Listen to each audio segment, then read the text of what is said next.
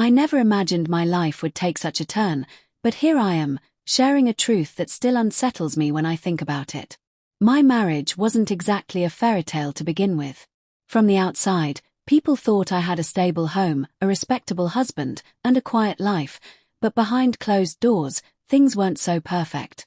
My husband worked late, often too tired to talk, too distracted to care, and somewhere along the way I stopped expecting warmth from him. Days blurred into nights, and the silence in the house grew heavier. I tried to fill the emptiness with chores, with routines, with meaningless tasks, but the loneliness remained. In that silence lived my stepson. He was young, in his early 20s, and though we shared the same house, he mostly kept to himself. He wasn't difficult or troublesome. In fact, he was polite and respectful. But there was always this wall around him. He'd slip into his room after dinner and spend hours alone, sometimes with the door shut so firmly it felt like he was protecting secrets from the world.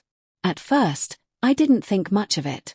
Everyone needs privacy, I told myself. Yet, something about his quietness began to stir my curiosity. One evening, as I walked past his room, I noticed the faint glow of light under the door.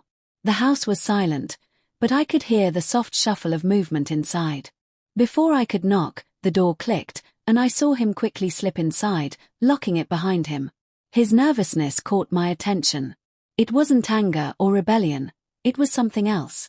Something hidden. That moment planted a thought I couldn't shake.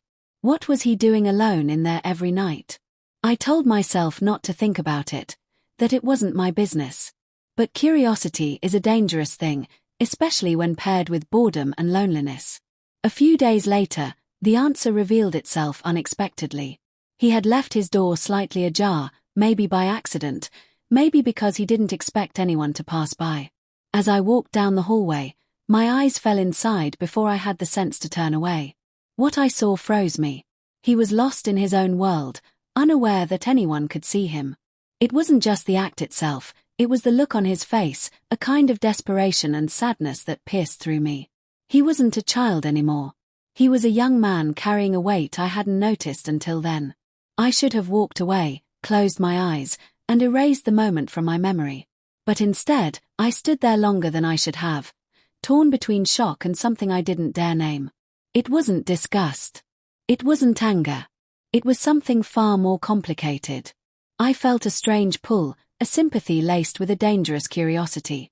For years, I had pushed away my own needs, burying them under the title of wife, of stepmother. But in that instant, my emptiness connected with his. That night, lying in bed next to my husband's cold and distant body, I couldn't stop replaying the image in my mind. I should have been horrified, but instead, I felt restless. My chest ached with questions I didn't want to answer. Why did it affect me so much? Why did it make me feel less alone? I told myself it was just concern, that maybe he needed guidance, comfort, someone to talk to. But deep down, I knew there was more to it, something I wasn't ready to admit. That was the night I realized my story was about to change, though I had no idea just how far it would go. After that night, I tried to convince myself it was nothing, that what I saw was just a private moment I had no right to witness. But the truth is, it followed me everywhere. I'd be washing dishes, and suddenly the memory would appear. I'd sit at the dinner table, my husband talking about work without even looking at me, and I'd find myself glancing at my stepson, wondering if he was thinking about that same loneliness I had seen etched on his face. The more I tried to bury it, the more it grew inside me, taking root in places I had ignored for far too long. I started noticing him in ways I hadn't before. His silence wasn't just the silence of a boy. It was the silence of someone who carried unspoken thoughts, unfulfilled needs. When he smiled, it wasn't careless. It was shy, like he was afraid of being seen. When he passed me in the hallway, I felt an electricity that left me unsettled. These small details, once invisible, became impossible to ignore. At first, I thought I was imagining it. But then came the little moments. He lingered longer in the kitchen when I was there, sometimes offering to help, sometimes just leaning against the counter and asking me about my day. He had never done that before. His questions weren't the casual words of politeness. They carried weight, a longing for connection. One night, while I was making tea, He said softly that the house always felt too big, too empty. His voice carried a sadness I recognized all too well. It was strange, sitting there with him, sipping tea like two people confessing secrets. He spoke about his childhood, how he missed a mother's warmth, how he had always felt like an outsider in his own home. His father, my husband, was hardly present in his life, and when he was, it was usually to point out flaws or give orders. Listening to him, I felt my heart twist. He wasn't just my husband's son. He was a young man aching for someone to truly see him. And in that moment, I did. I saw him, and he saw me. The bond grew in silence. A brush of his hand as he passed me a plate, the way his eyes lingered a second too long when I laughed at something he said, the way I found myself waiting for his footsteps at night. Every encounter carried an unspoken tension, a current we both pretended not to feel but could no longer deny. I told myself it was harmless, that I was only filling a gap left wide open by a loveless marriage. But the truth was, I felt alive again. Alive in a way I hadn't felt in years. And yet, guilt gnawed at me. I was supposed to be the responsible one, the figure of authority, the wife, the stepmother. But in the quiet of the night, I couldn't ignore how much I longed for more of those moments. There were times when I almost gave in. Once, late at night, I walked down the hallway, stopping just outside his door. My hand hovered over the knob, my heart pounding so loudly I thought he might hear it. I stood there, trembling, torn between walking away and stepping inside. In the end, I pulled back, whispering to myself that this had to stop. But I knew I was lying. The pull between us was growing stronger, like a thread tightening with every shared glance, every accidental touch. And deep down, I realized it was only a matter of time before the line I was so afraid to cross would disappear completely. It happened on a night that seemed ordinary at first. The sky outside was heavy with clouds, and rain tapped against the windows as though it was trying to whisper secrets into the house. My husband had gone away for a business trip, and the silence of the home felt thicker than ever. I tried distracting myself with chores, but everything felt hollow. I kept thinking about him, the young man just a few rooms away, and I hated how restless my body felt with each passing minute. I found him sitting at the dining table that evening, the faint glow of a lamp outlining his face. He looked up at me, his eyes tired but searching, and I sat across from him, unable to resist the pull. We talked, at first about simple things, then slowly, almost naturally, our words slipped into more dangerous territory. He admitted how hard it was to live in the shadow of a father who barely acknowledged him, how alone he felt in this house despite living here for years. His voice cracked as he said, "Sometimes I feel like I don't belong anywhere." Something inside me broke hearing those words. I reached out without thinking, resting my hand over his. It should have ended there, with a comforting gesture, but the way he looked at me, vulnerable, desperate, longing, shook me to my core. In that moment, it was no longer just a stepmother comforting her stepson. It was two lonely souls clinging to each other in the dark. He didn't pull away. Instead, his fingers tightened around mine as though he was afraid I might disappear. My heart raced, my breath caught, and I knew the line I had been so carefully guarding was dissolving. His confession opened the floodgates of my own. I told him how unloved I felt, how invisible I had become in my own marriage, how I sometimes wondered if anyone truly saw me anymore.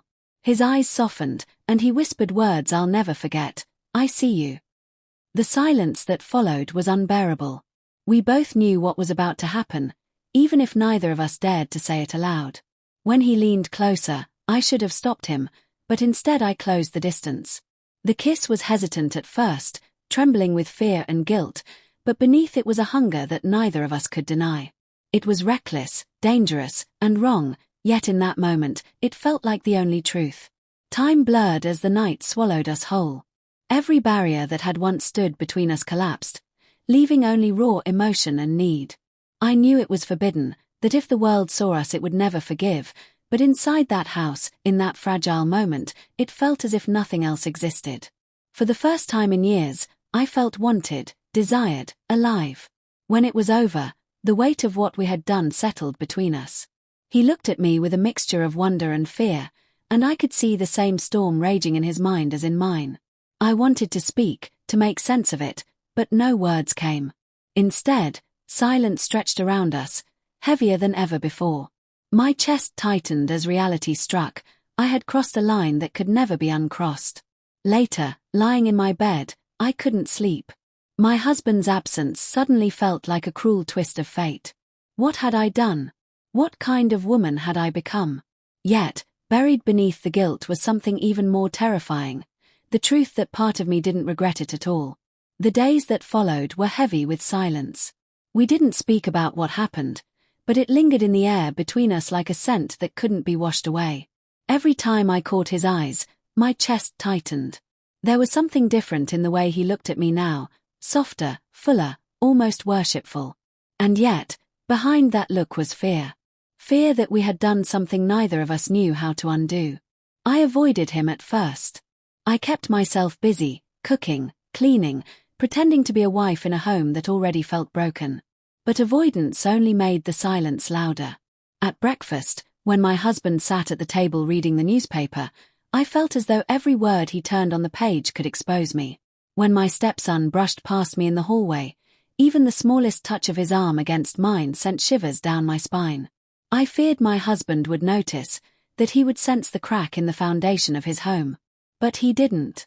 He remained as distant as ever, buried in his own world, blind to the storm brewing inside his walls. That only made the guilt harder to bear. I had betrayed a man who hardly saw me, yet it still felt like a crime too heavy to confess. Nights were the hardest. I lay awake, replaying every second of that forbidden moment. One part of me burned with shame, whispering that I had destroyed my role as a wife, as a stepmother. But another part of me, the part one tried desperately to silence, longed to feel that connection again. I would catch him watching me sometimes, his eyes lingering when he thought no one else noticed. The silence between us wasn't empty anymore. It was charged, alive, restless. I knew he wanted to come closer, just as much as I did. But now, everything we did was layered with risk. A laugh at the wrong time, a glance held too long, could expose us. That fear only deepened the desire. There were moments when I told myself we should stop, that the night we shared should remain a single mistake buried in the shadows. But then I would remember how he made me feel, how, for once, I wasn't invisible, how his touch had reminded me I was still a woman capable of being wanted. The ache of that truth was impossible to ignore. I began to ask myself dangerous questions. Was it truly love, or just two lonely hearts reaching for whatever warmth they could find? Did the reason even matter? What mattered was how alive I felt, and how much I feared losing that feeling. And yet, the price of holding on to it could destroy everything. One evening, as I stood by the window watching the rain fall, I whispered to myself, "What have I done?" The reflection in the glass stared back at me, a woman torn between desire and duty, between love and betrayal. I knew I couldn't undo what had happened, and I also knew I couldn't pretend I didn't want more. In the end, I told myself a truth I wasn't sure I believed but needed to say out loud. It wasn't love, not really. It was loneliness, it was neglect, it was a hunger that grew too strong to resist. Maybe admitting that would help me bury it. Or maybe it was just another lie I told myself to sleep at night. What I know is this: once you cross a line like that, you can never go back to who you were before. My life changed the moment I reached for him, and no matter how much I try to convince myself otherwise, I carry that secret like a shadow that never leaves.